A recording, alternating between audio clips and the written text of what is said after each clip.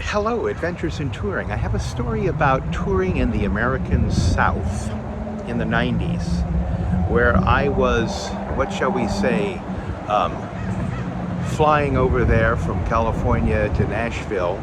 But the concert was in Pulaski um, at Martin Methodist College.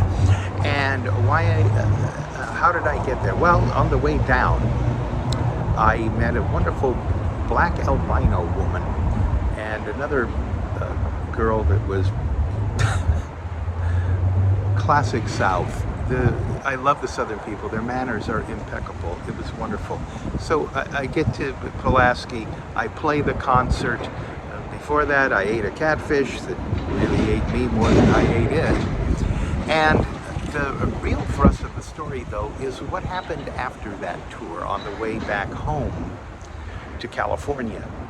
Well, I met one of the most important figures there at JPL. He was sitting next to me in the nice part of the plane, and we struck up a conversation, and we got to know one another, and I actually I won't say berated him, but said that NASA had blown it as in public relations with the American people, as instead of having heroes conquering the moon like Buzz and one small step for man, instead they're just sending up probes, which is great and wonderful in its exploration, but there's nothing romantic or captivating about that, except for maybe 10% of the people.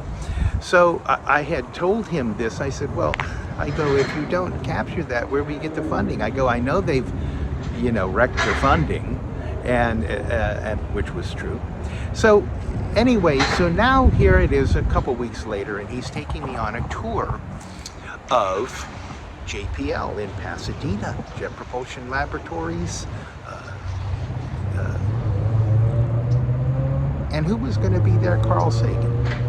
But unfortunately, at the time he was passing away from cancer, his real close buddy, colleague, was there and was, crying half the time because his friend was passing away from cancer. And his friend did not, Mr. Sagan, Dr. Sagan, did not look good. So when you see the final pictures of his life. So what did they show me? Well, one thing that they showed me was the Cassini probe. That was the nuclear powered probe that was being, what you would say, very controversial. Why is that? Oh, it was nuclear power, and when it ascended aloft, it was going to explode and, get radiation everywhere, which of course it didn't do, and everything was fine, and it's completed its mission now many years later. And so, what else was there? And I go, well, the Hubble was still there. The Hubble had not been, it was either not been completely, they went up and I think tweaked some things on the mirrors as well. But I saw the Hubble Space Telescope.